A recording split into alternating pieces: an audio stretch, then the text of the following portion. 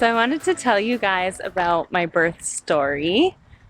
So, my baby shower was on May 29th of 2022.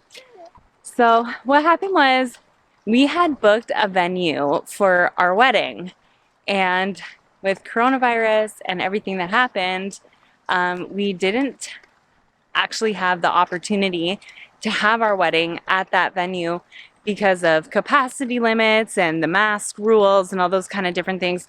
So we decided that that wasn't really going to work for us, and it wasn't going to be able to offer us the type of party and celebration that we had wanted. So we ended up getting married anyways, and we just did a little thing at our church and in the backyard, and it was perfect. And we got to do basically what we wanted. We just had it catered, and that was our wedding last year. So then fast forward to this year, and I'm like, in January, I'm like, I don't know, maybe like four months along in my pregnancy, and I started talking to my mom about the fact that we had put the deposit down on the venue for our wedding, and that I wasn't sure if they could offer us something else, and that maybe we could have our baby shower there. So I talked to them, and then they said, yes, we could do the baby shower for you, but not, for that price. Like, they wanted more money. And I was kind of thrown off by that. So I just held off, and I talked to my mom about it. So fast forward, she talks to them and gets it all sorted out. But the only dates that they have available now that everything with the pandemic had eased up, everyone started booking every date that they could. So one of the only dates that was available happened to be Sunday, May 29th. So the problem with that particular date was the fact that it was like, I was due on June 5th. So it was just like shy of a week, I think about a week before my due date. So that's cutting it pretty close, because when you're that far along in your pregnancy, you could go anytime. So I was pretty nervous about that, but we went ahead with it anyways. So we had the baby shower, and it was beautiful, and I'll insert some pictures to show you of the setup and everything. It was really, really nice. So we had the baby shower, we got all the gifts home, and then the next day at around 4 p.m., I started having contractions, and my contractions were like, I don't know, maybe like 15 minutes apart or something. And I was writing it down at first, and then I downloaded a app on my phone to track them. So like the intervals and then the duration. And I will link that below to show you which app that I used. I can't remember the name of it right now, but I'll find it for you. And then, so we like hung out, made dinner. I started weeding the garden at the side of our house near the garage. And then Kev came outside, and he's like, what are you doing? And I said, I'm just weeding the garden. He's like, aren't you having contractions? I said, yeah, but I have nothing that I can do right now, so I'm just doing this. And he said, well, dinner's ready. So I said, okay. So I came in, we had dinner together, and then I said, I'm gonna have like a shower, I'm gonna like do my hair, shave my legs, because I knew I still had time because my contractions were pretty far apart.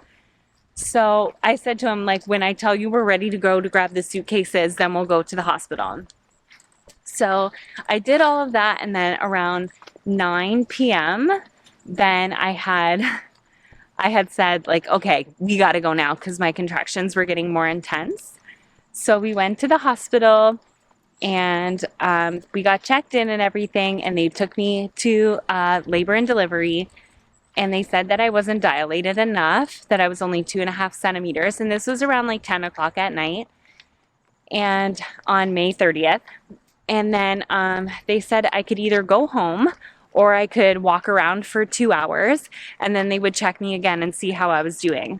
So I said, okay, I'll walk around for 2 hours, because I thought to myself, I'm having this baby. I'm not going back home just to come back again. So what happened was, I walked around, and Kath and I were in the hallway, and every time I would have a contraction, I'm not joking, I was like doubled over like this. I couldn't stand up straight. I was writhing in pain, and I was so hot. I was like 1,000 degrees. I was like tearing at the hospital gown. I couldn't get enough breath. I couldn't cool down. It was really, really intense. And the pain just like stops you from being able to walk or anything. So that went on for like 20 or so minutes. And I said to Kath, I've had enough. We have to go back. So we went back to the labor and delivery triage. And I went back to the bed that they had set for me. And then every time I would have a contraction, like I can't keep quiet, like I was making sounds, right? Like in pain. So the nurse came over and checked me. And she asked me if I wanted to have some morphine to take the edge off the pain. And I said, yes, please. So she got that for me straight away. And then after that, they checked me and they said that I had dilated 2.5 more centimeters in just that 20 minutes from walking. So I'm super glad that we didn't go home because I knew this baby was coming. So then after that, then they said that they would move me to, because I was progressing fast enough, they said that they'd move me to an actual delivery room. So I went to another section and went into another delivery room that was a private room. And that was going to be the room where we would have the baby. So I went there and Kev came with me and they kept monitoring me and checking me. And then a couple hours later, they had asked me, I didn't realize it was that long of time, but Kes said it was hours later. So then they asked me if I was going to have a epidural. And I said, yes, please. So the anesthesiologist, I think is this called, came and she gave me the epidural so that I wouldn't have such serious labor pains. And then they were monitoring the contractions. And then by 5 o'clock in the morning, they had said that they were going to get the OB on-call doctor to come and check me. And she said that the baby had shifted down far enough that I could start pushing and that it would take some of the pressure off. With each push, I would feel more relief. So I said, okay. So I said I was just waiting for the okay. If that feels right, then that's what we'll do. So the doctor had said that I was ready to start pushing. So then there was a resident doctor there as well. So she's like a student doctor. And she said that the OB doctor wasn't going to come in and check me and do the delivery until I was crowning. So she came in and all the other nurses, like when you're birthing, it's like all hands on deck. So there was like 3 or 4 nurses in the room, I think, plus the resident doctor. And then, so when it was time to start pushing and I was crowning, then they got the OB doctor to come in and she was giving me instructions and telling me when to push and when to stop. So I started pushing at 5:30 a.m. and I did 5 rounds of pushing for a few minutes each round with some pauses in between because you push in between contractions. And then at 5:53 a.m., Christian was born, and Keth was great. He cut the umbilical cord, and he held my leg and my arm when I was pushing. He was helping the whole time, and it was such a beautiful experience. I remember I was like praying, and I was calling on the Lord and just asking, for everything, getting emotional because it's such a big deal for me. I waited for so long to have a family, but yeah, like I was praying the whole time and just asking like that Jesus would be with us in the room and that everything would go smoothly. And the nurse had said that it was a hard like rotation for her. She said that the week leading up to her last shift, which was the night that I was there, was really particularly challenging, and that she was hoping for like a happy mom and a happy baby. And then we were there and she said, and here you are. So that meant a lot to me because I did have such a happy pregnancy, and I have like, I'm so blessed to say that I have like a happy life and a happy marriage, and I'm just we're happy people. We have, you know, everything in life that we can be grateful for and conscious of. And it was just so nice to hear her say that.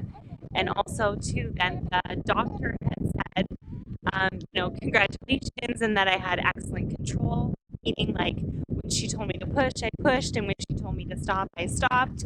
And that was really good because those kinds of things, not that you could have like good control, like, I mean, it's such a surreal experience. You can't necessarily determine whether or not you're going to be able to do it just so.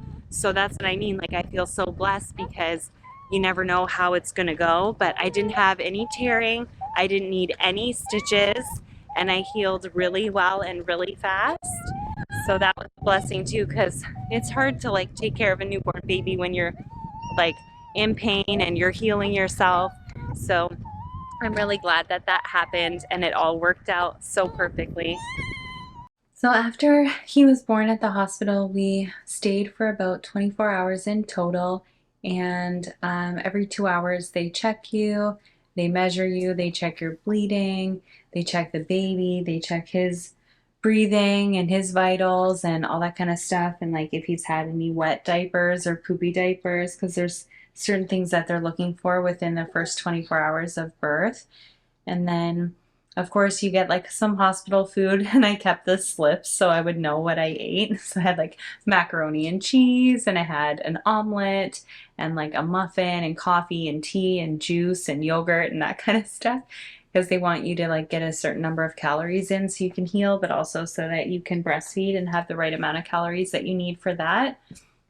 So I thought that would be interesting to keep. So I just like, for my own knowledge, I hung on to those little papers. And the dietary aide was really nice. She gave Kath some sandwiches because she had extra and she knew that the dads would be hungry. So that was nice that she did that. And we only stayed for 24 hours. And I'm very fortunate that through my job, I have workplace benefits. So my hospital stay with the workplace benefits deducted only cost $35.